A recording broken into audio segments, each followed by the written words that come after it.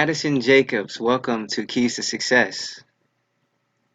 Hi, how are you? Thank you so much for having me today. I am well. Thank you for being here. Thank you for being here. I wanted to kind of start off with what is your current position? Yeah, so that's an interesting question because I'm in kind of in flux right now. But currently, I'm actually spending the next month out of an entire 10-week fellowship that I've been involved in through the Aspen Institute. I'm a fellow at the Aspen Tech Policy Hub, and what that means is I am a technologist that's come into this fellowship to work on policy issues in the technology space. So essentially that's branded as technology policy, but I'm working on learning about the policymaking process and how that relates to technology, and how we should bring more technologists into the policymaking process. The project that I'm working on for the Aspen Tech Policy Hub is around mitigating racial bias in education technologies. And essentially what that means is there's a lot of education technologies that are starting to pop up in schools all over the US. Many of those technologies are leveraging artificial intelligence and or machine learning. And the way that machines learn is based on the data that's fed into them. And so because, traditionally the education system has been biased towards Black and Brown students, a lot of the data that lives in the education system is sort of already encoded with bias. And so as we start to take that data and plug it into systems that are processing it, computers per se, we just perpetuate that already existing bias. And so here at the Hub, I'm working on technological and advocacy solutions and also policy levers on how we can better regulate this space and help to create more equitable outcomes for Black and Brown students in K through 12 schools in America. Wow. So that's my current thing that I'm doing now. Right. But I'm actually on leave from Google, where I operate as an editor-in-chief of Google for Startups, which is a team at Google who is tasked with sort of leveling the playing field for startup founders across the world. My purview specifically, and a lot of the programs that I work on at Google, in addition to helping us market the way that Google the way that Google helps startups in the ecosystem from the tech tools that we offer and the sort of access to knowledge banks that we have on different things from how to hire or how to create specific tech stack at your company, for an example.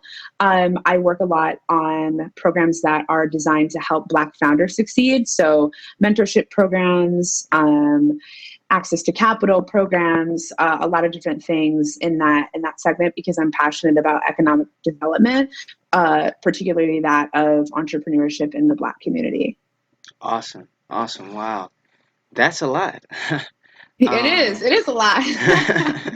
so before we get into that, because I have a few questions based off of what you just explained to me. But before we get into that, let's learn a little bit about your history. Um, I read in your bio that you are from Arizona. Is that correct? Yeah, so I'm actually originally from Indiana. Okay. I grew up in the Midwest, in Fort Wayne, and I moved to Arizona when I was like a, probably 10 or 11 years old. My grandparents were entrepreneurs. My mom was an entrepreneur. My uncle is an entrepreneur. But my mom had a business, a fitness business, and she had an opportunity in Arizona. So we actually relocated from Indiana to Arizona. So I came to the West Coast. Mhm. That was quite a long time ago, like obviously over 20 years ago.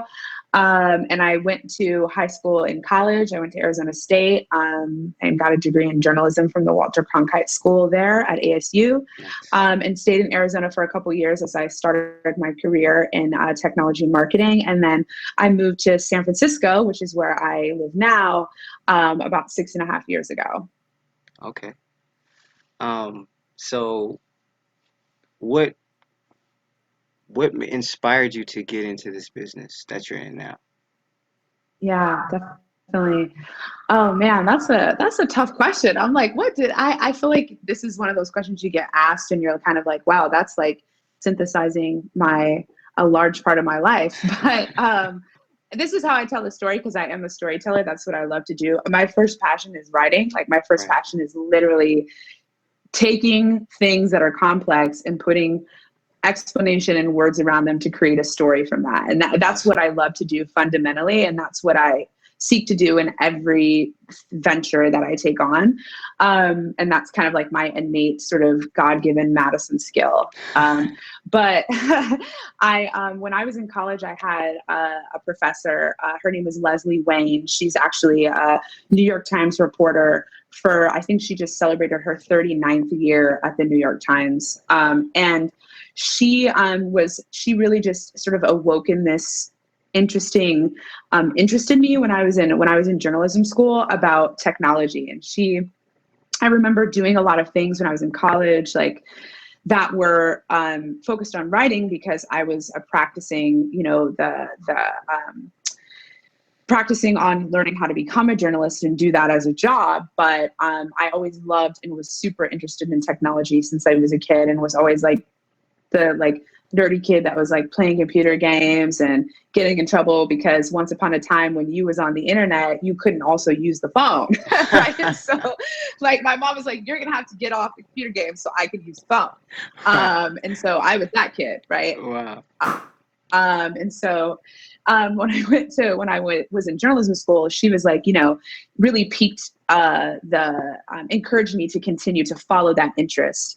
And so what I realized was that there was a lot of technology companies that were starting to pop up. This was back in the early 2000s, well before kind of like this common understanding, at least in the tech ecosystem, of startups and, this sort of large scale of creation of small companies that are building technologies to kind of change and revolutionize the world. This is like, pre a lot of the things that we deal with today. Like I was on the first ever round of Facebook as a thing. Like I had to use my .edu email address to log into Facebook. Wow. Once upon a time, you had to be in college to use Facebook. You couldn't just be anybody. So Okay. there was this whole sort of like tech startup industry was very new. And there was a function within that was really interesting to me. And it was like, how do people actually want to use these products? Like, why would anybody want to use Facebook, or why would anybody want to use AIM or Google or Firefox or whatever all the different things are? And I got really interested in using my practice of writing and the skills that I had adopted in journalism school to essentially bring that to the business sector as a function for helping customers understand the benefits that they receive when they use a product or solution or a product or service. Like, what is the solution that they actually benefit from? Not just how the product or service work, but how does it solve a problem that they're looking to solve in their lives? And that requires someone who can think about, synthesize information, and use words to explain that. And ironically, that's really the function of journalism as a practice, right? You're seeing something and you're writing a story about it so that you can educate others on what has happened. And why they should care about it, and why it should be something that they should know about, and why it's important to them. And so that's kind of how I got into the track of working in what we call in the technology industry is kind of product marketing, or content marketing is really what my core specialty is in. And then I got really interested in how can you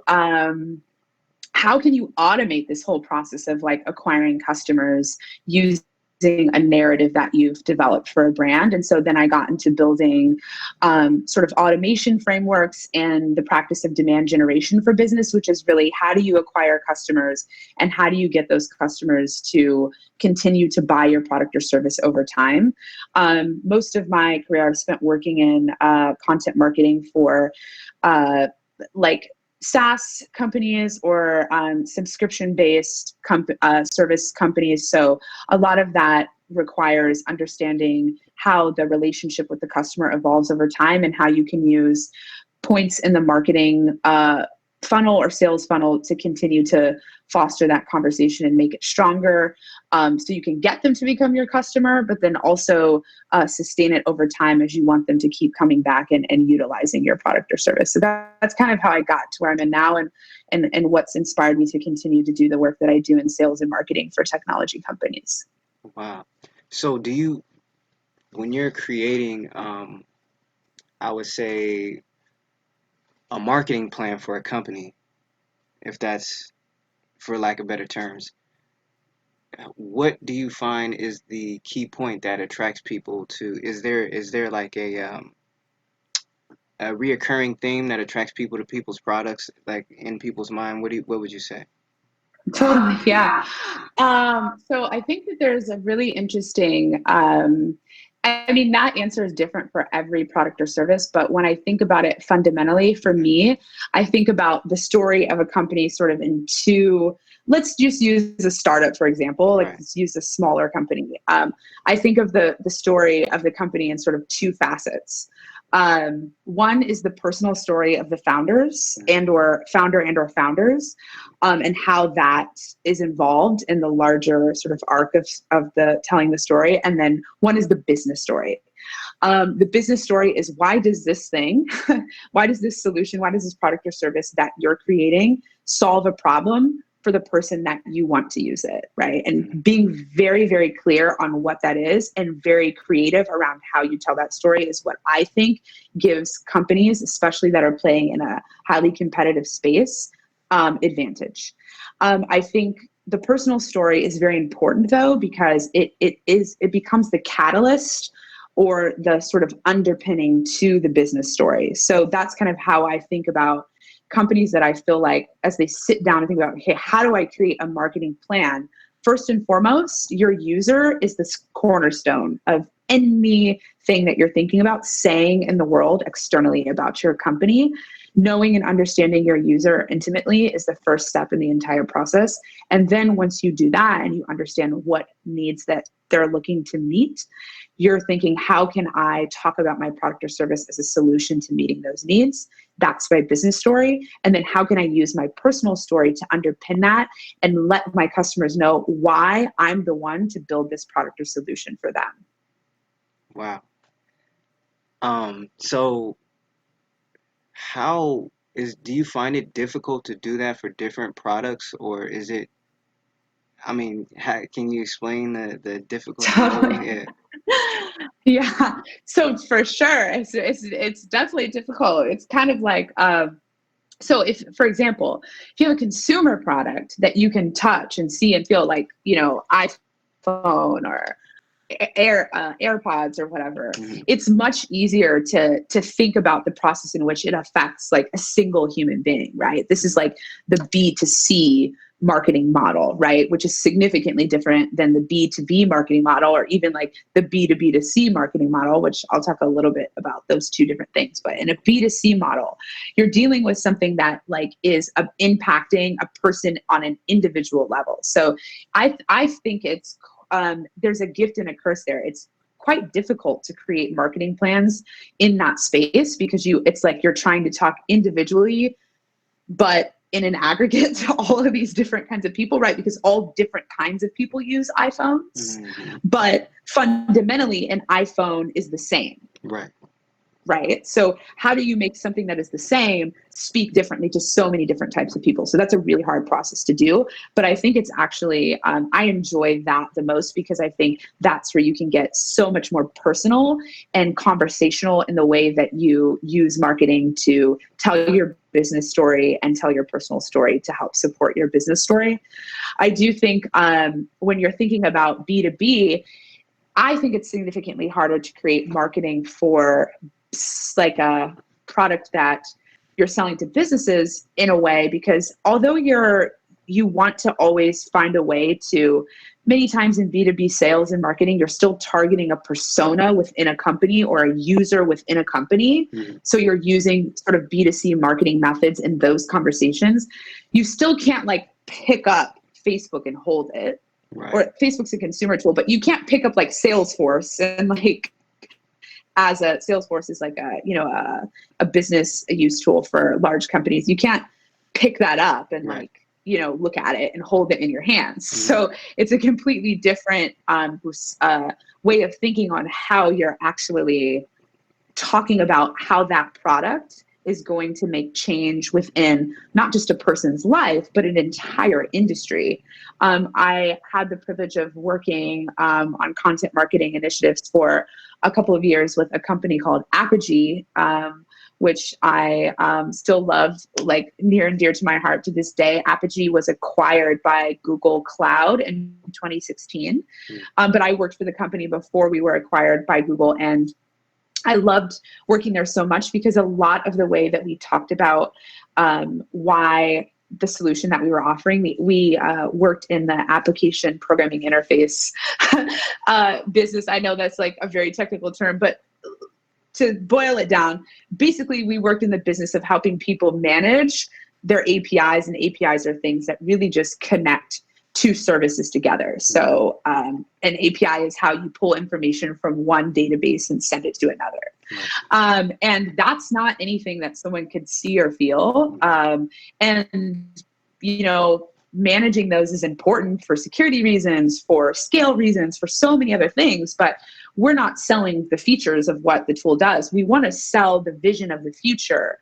And what that is digital transformation, right? So our marketing wasn't about like how the code worked and how the tools worked and how all of that. I mean, that's one part of it. But the larger marketing story is when you develop, software, you think about using your services in this way, you actually become a company that is like transforming in your industry and can provide a more innovative experience for your customers. So for example, if you take like a retailer, they are using a product like that to enable the ability for someone to order something online and then pick it up at the curb. Right. And that's what we're selling. We're actually selling like, this isn't about, the technology. This is about how the technology empowers a better experience for your customers that want to shop online and then just drive down to Target real quick and pick it up without having to like get out of their car.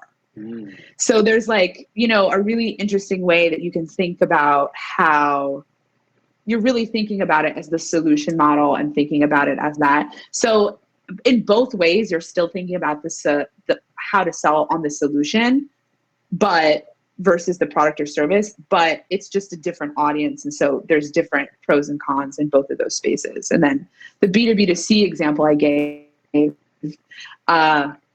is like you're selling to a business who's then selling to a customer. And so you have to think a lot about how you're talking to them to adopt the thing that you want them to use, because it's going to help them serve their customer better, right? So there's a very interesting way that you can think about marketing plans inside of in kind of those three contexts. And so I guess that was a long-winded answer, but the short, I say all of that to say that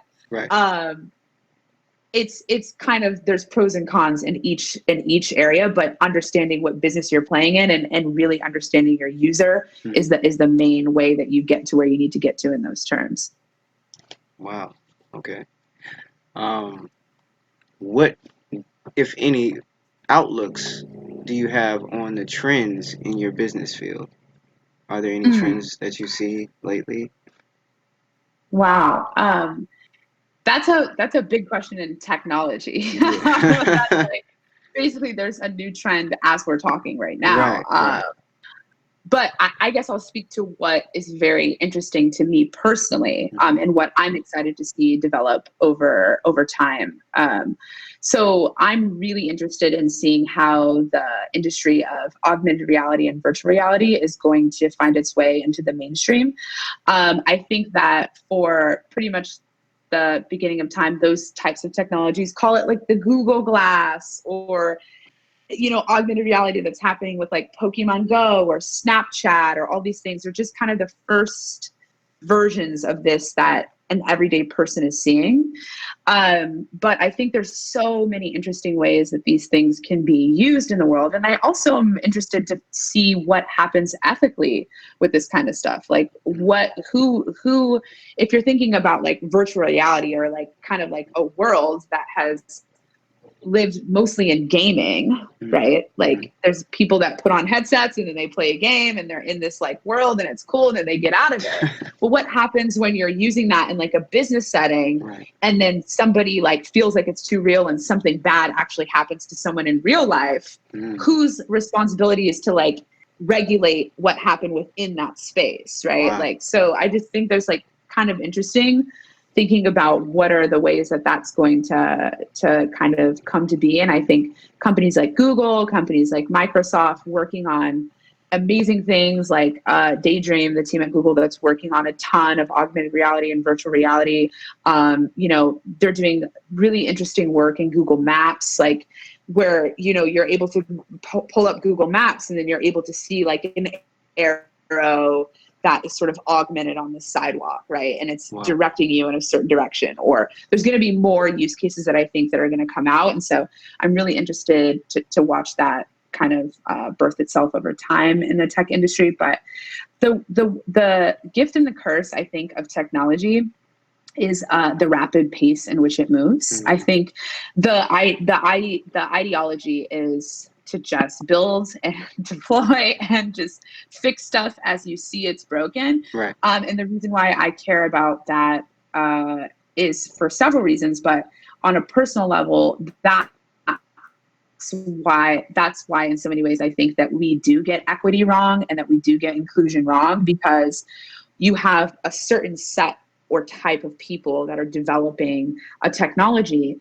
And when you're not bringing in diverse perspectives and voices and situational things into that, you get products that are very and experiences from those products that are very one-dimensional. And I don't think always serve the majority of people that they're actually looking to serve. And so while I think tech is the place where you can kind of have this mentality of like versus like government, where maybe you're thinking more like methodically about all of these processes. This is the mentality where you can come in and say, I have this idea, I'm going to shake it up, and then I'm just going to put this out there. Right.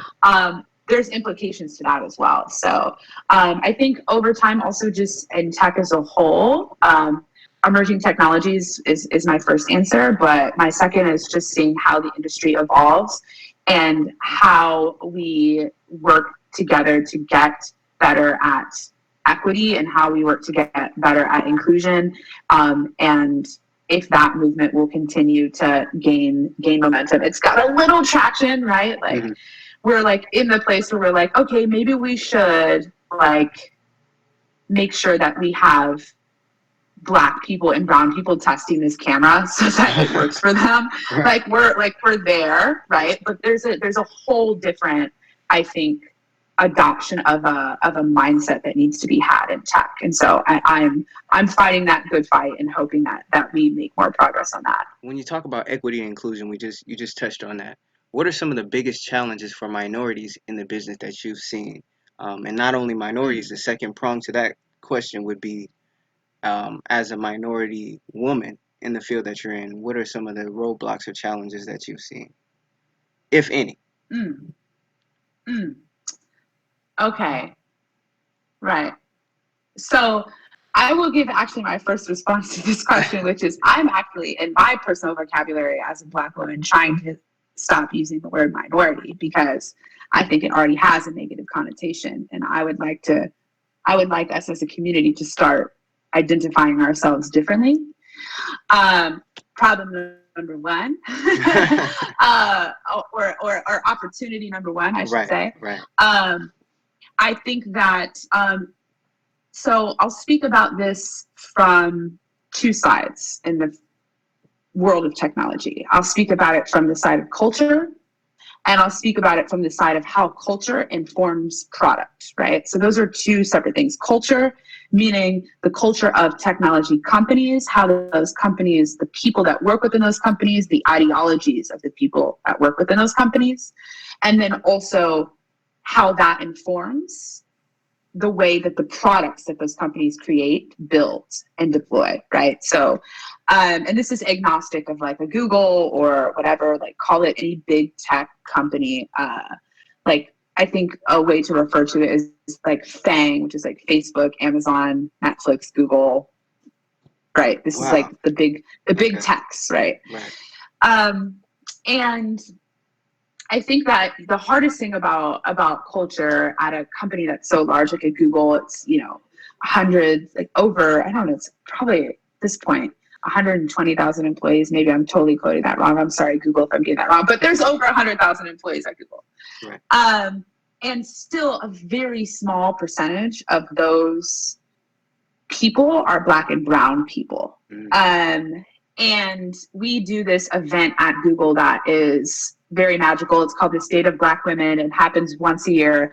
All the Black women that work at Google come into one room at the company. It's an auditorium, don't get me wrong, right? Okay, it can fit a decent amount of people, right. but it's not tens of thousands. Right. It's not even thousands. It's hundreds, right? In 110,000 person company. So that just gives you the perspective on what is a Black female voice? What power does it have at a company like a Google? And I think that the largest issue that we're facing that is starting to come to light, and so many conversations are starting to be had because of some amazing champions in the space of tech that are fighting the hard fight internally for equity and inclusion, is we don't even have enough people at these companies to represent the world in which we built for. Right? The technology company that's building for a world that is more diverse and growing populations of Black and brown folks only has like 2% Black people working there. Wow. That's a problem. So I think the culture in which technology has been created, technology companies, has very much belonged to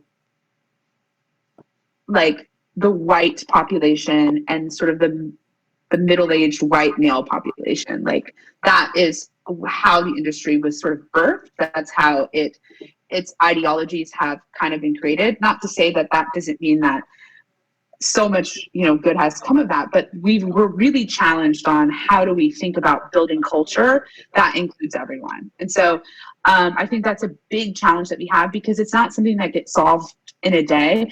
I think there's a lot of people that think, oh, well, we just hire some more Black and brown people and we just, give them some free lunch and some LaCroix and like a massage and everybody's happy and like we're all good. And it's like, yes, please believe, like as a Black person that works at Google, I'm a highly privileged individual with the resources and access that I have, right? I'm gonna check that on this interview right now. I haven't been in that state my whole life. I don't come from that background, but I understand that gives me a different agency and privilege in the world. What I think is that there's a lot of people that think that it's an easy fix and you can just, if you just give more opportunities, or if you just find the right people and you just plug them in, then everything's good. That's really where I think diversity and inclusion from a culture perspective fails at tech companies because they want to solve for diversity, which is just the diversification of assets. If assets are people, that means if you have 10 people that are one way, you're going to insert 5 people that are different so that you have you're going to make the makeup of the 10 people diverse, whether that is racially diverse or gender diversity or sexual orientation diversity, whatever. You're just going to fix for that and check the box and we're done. But that doesn't address what is actually the biggest part of the entire process, which is inclusion, which is the process and practice of making people that feel different feel like they can be themselves at all stages of the day. Inclusion is a very hard thing to solve for when we're the people that are sort of, there's not enough people that we can come together with and figure out how do we create a different culture. So we don't have enough diversity. Therefore, it's harder for us to think about inclusion more effectively because you need more voices to inform what inclusion looks like, right? So there's like it's this two-pronged problem that's happening. And I think a lot of people, at least in the technology industry and conversations that I've had and experiences that I've been through, are kind of just like, yeah, we need to just, if we can just check the box and we fix the problem. And it's like, well, I'm sorry, like technology isn't going to fix systemic racism We can't, we're not like, so we're not like a lot of, I think also the mindset of tech is like, tech is the thing that comes in and like changes the world and changes everything. That's like what tech is. Right. But there are things that tech cannot solve. There are things that only people and the righteousness of people can solve. So it's very hard to predict for that. It's very hard to create models for that. It's very hard to do that scalably and systematically. We see that in every aspect of life where Black and brown people are underserved. We are underserved in technology companies. We are underserved in schools. We are underserved in our communities. We are underserved in how we are paid. We are underserved in opportunities for employment. We are underserved because we go on a pipeline that moves from schools into prisons, right? We're underserved because we're sitting in classrooms with teachers that don't look like us, learning in books of stories that are not about us, right? So this isn't something that tech is going to solve. Right. But I think the more that people in our community can come into these spaces and be authentic, the more that we can start to create this conversation that actually fixes what is the problem of inclusion versus just the problem of getting a bunch of different people into a room, because that doesn't really solve for anything, in my opinion. You open the door, but making people want to sit down and stay is a different process. Wow. So that's on the culture side. Right. Really quickly on the product side, Absolutely. that all informs like we need more product inclusion in technology.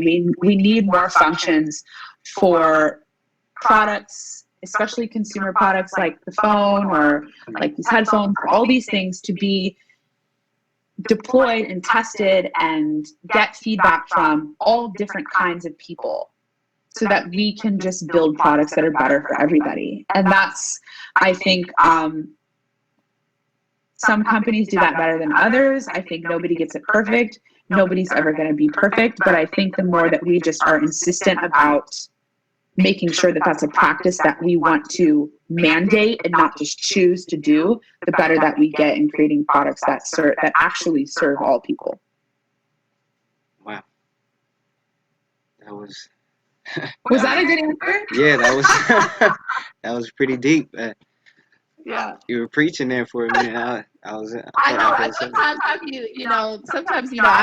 I'm the person at church who's like, I like the high notes at church. Like I like when you start standing up and clapping. So Absolutely. when I get passionate about things, I speak in that way as well. Man. And I'll give a shout out also to my church. I go to Vibe Church in San Francisco, led by our campus pastors, Pastor Rob and Terry. I love you guys. But yeah, so I think that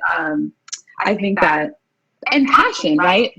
Black people, we have passion. Mm-hmm. We have passion that is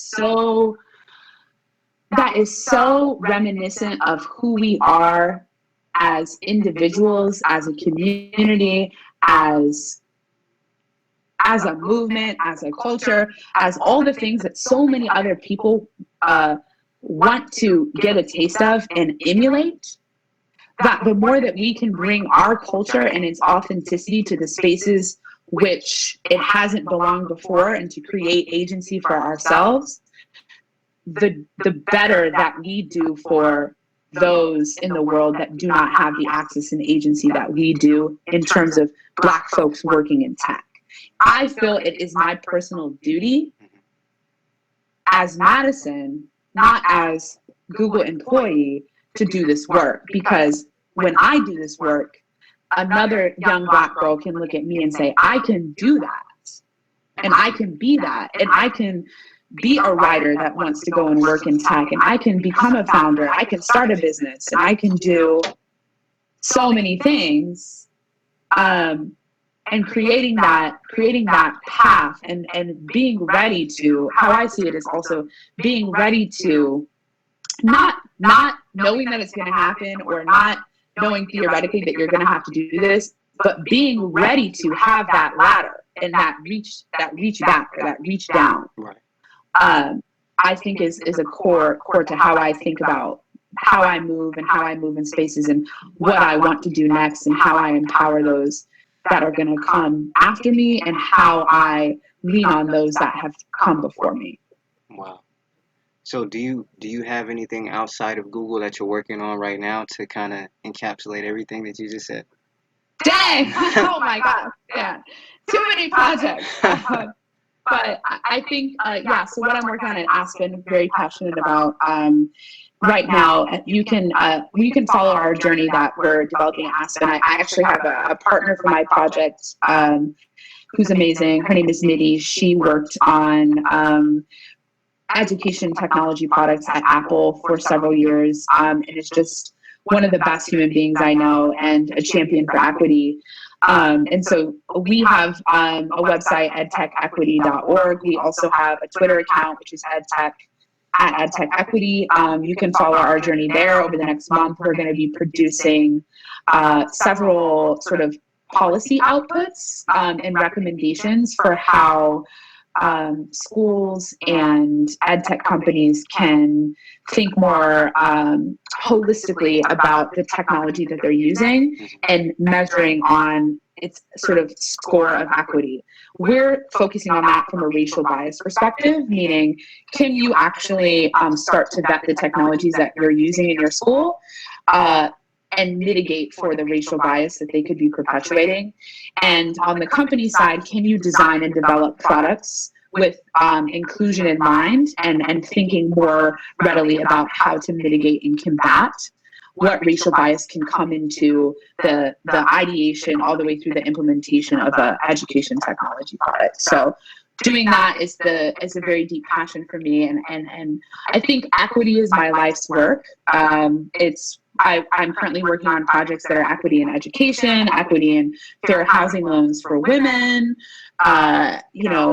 equity in the access to capital for startup founders of color, and access to knowledge and resources that companies need. I could do a whole interview on my thoughts on what we need in terms of where we are as Black folks in ideation, right? Like I get the whole venture capital and like pre-seed, and like we got to get money, but we also need to get the ideas built out, right? Like we need to get from the brain to the MVP to the customer and then to the money, right? So that's a whole nother session for another day. But is that a Madison Jacob preview part two? that's CBCC a Madison interview. Jacobs part too. And I know a lot of really good people in that space too, Perfect. not just working in California, but other incredible markets for startups like Atlanta and New York and other places where Black people are building incredible technology companies. But I think that equity is what I care most about in the world. So most of my projects are focused on that. I'm also a founder myself. So like I talked about a little bit earlier, I'm really interested in augmented reality and sort of its adoption in the mainstream. And so I think it is a tool that could be leveraged for what is pretty incredible community engagement. And so I'm working around some projects in that space. But yeah, I just am, when I think about what I care about and what I'm doing and how I focus my energy and time, because I feel like all of us could do 100 things, right? And, Black folks, it's like we do 1,000, right? Everybody else is 100, we do 1,000. It's like we have a job, we got 2 businesses, we gotta be over here at this event. Right. And then we at the event talking to everybody about this one business. Then we got to go to the other event and talk about our actual job. Then we got to go to the other event and talk about how our actual job helped us start this business. It's Right. too much, Yeah, right? it's a lot. So it's a lot, and we burnt out. And so burnout is a real thing, by the way. Like self-care, I try to prioritize. I don't try, I do prioritize self-care. And 5 years ago, I became a yoga teacher, actually. And so yoga has been a big part of how I navigate what is can be very tough and stressful days in the technology industry and in the startup ecosystem and in entrepreneurship. But I think that for me, I'm just always thinking to myself, does this project that I'm working on, or does this business, or does this idea, or does this even this conversation that I'm having with another human being, does it promote equity in the world? And if not, I think differently about prioritizing that thing. Wow. So I hate to backtrack a little, but what is the difference? We were talking earlier. We had a conversation. I think it was last week, and you you mentioned there was a difference between a startup and a small business. Yeah, right. Can you identify those differences? Dang, that's a hard. Dang, you got me on the spot right now. So yeah, I think to like, how would I say this in the like simplest way? Because this is a question that gets asked a lot, and the companies kind of fundamentally operate differently in the terms of how you sort of get up and going. I'm trying to think how I would answer this question, Mike. Mhm. So I think if I had to sort of delineate the difference between the two, for me, the main word that comes up is scale, right? So like the companies that have a very large scale business model, like they have a scalable business model, typically a lot of times, actually this isn't true anymore. I think earlier on, at least when startups were starting, it was like companies that were doing things for like the first time ever, right? Like social networking was like, it's like, oh, Facebook is like, there's nothing that's ever been like that before. So that used to be kind of a mandate or kind of a definition of a startup. But for me, I really think about scale. Is this company sort of viably scalable into the ether? For example, what I mean by that is like if you're thinking about software as a service, or you're thinking about an app that millions and millions of people can use, these are businesses that have immense and enormous scale. Whereas a small business is serving a specific certain community of users, and they won't typically scale beyond that, right? So it's like, and I'm talking about also in terms of like, I work predominantly in technology startups. So for me, there are startups that play in other worlds that aren't tech. But when I think about technology startups, I think about technology that has sort of viable infinite scale, right? And it can just go and go and go. Whereas a small business, I'm thinking about, the champions of, and I think, by the way, like, again, just like I said, startup, the old definition of startup was like something new.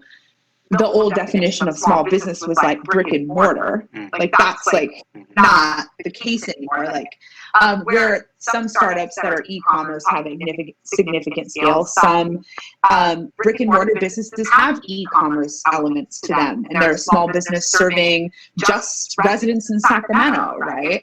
That doesn't mean that they're not tech enabled or that they're not leveraging technology to build their business. So that's kind of like the simple way that I see the difference too. I think the way that you think about capital or raising funds is significantly different, because you're talking about VC or venture capital in the startup world, which is people are investing in companies for that scale that they're going to see as a win. Whereas a small business is highly successful if they have like the same 5,000 repeat customers every week, right? They're not going to scale to 100,000 customers. They don't need to do that. That's not their business model. And they don't need to have people investing in their business to make money based off the scale return. They just have to keep the doors open and make money for themselves and run a really impeccable, amazing business and serve their portion of users, right? So, or customers or whatever you want to use the term that you want to use there. I grew up in a family of when I say entrepreneurs, small business owners. My grandparents owned like a printing business. Like once upon a time, Kinko's was not a thing. Vistaprint.com was not a thing. Like if you wanted a business card or a flyer or something to promote, you had to go to a shop and have it printed. Right. That is like, I actually grew up in a shop like that.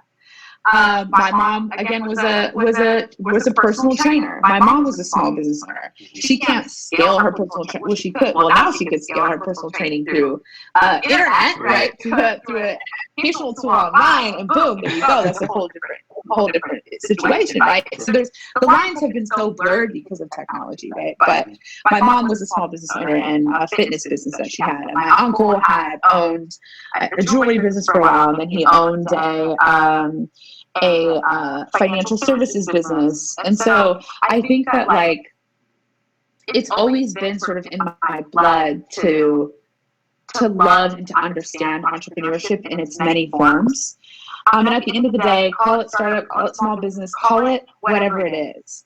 when you have this makeup inside of you that is the ability to ideate something that people need and to see that through to fruition, I think is one of the most powerful experiences of a lifetime. And I like encourage everybody I know to feel and go through that experience. Like, and by the way, entrepreneurship does not mean, in my opinion, this might be a provocative thing to say, but creating something, even if you sell it to one person, is entrepreneurship.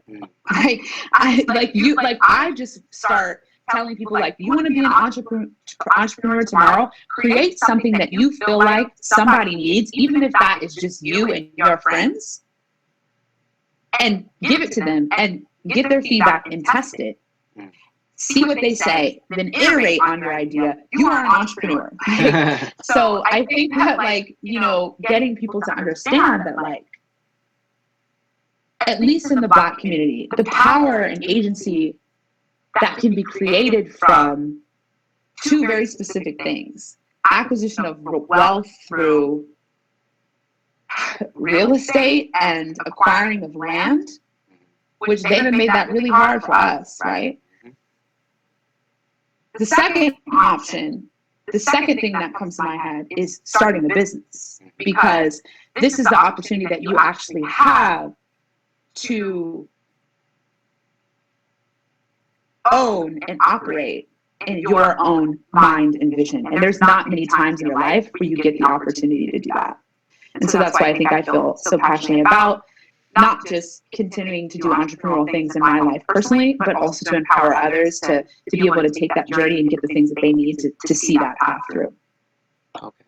Do you have any suggestions or resources that you would be willing to give to the people that are watching this that are have a small business and want to scale up, or have a small business, any type of resources for small businesses? Yeah, 100%. So this is where I get to plug my work at Google. I would say for technology startups, you can go to startup.google.com. That's the kind of first point access to you know, seeing all the things that Google offers to kind of level the playing field for startup founders. We are doing a ton of work at Google with Black founders. So I'll give my plug also for my most favorite program of the year that I participate in every year. We'll be probably opening applications up sometime in the summer.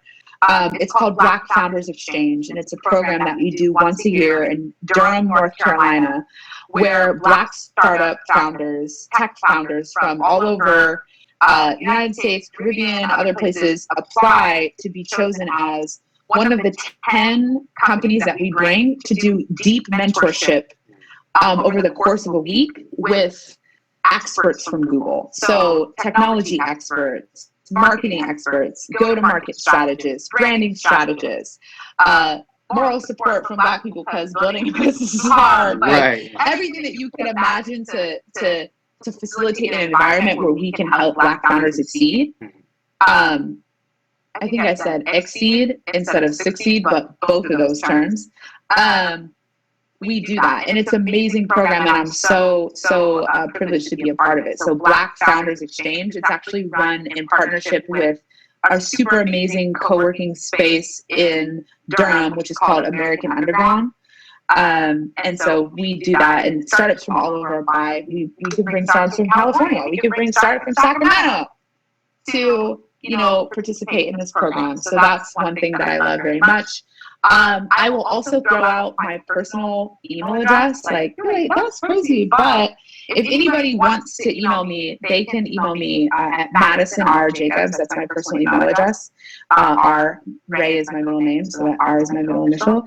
And you could probably put that in the little bio thing that's underneath it when you post this interview. But I just am a wealth of a lot of, I like to make connections. I'm kind of like my girl Mariah that you just recently interviewed. Mariah is one of the most fantastic. Shout out to Mariah. Anybody that lives in Sacramento and doesn't know Mariah and is like a Black person, like, you need to know Mariah. She's the best person I know, honestly.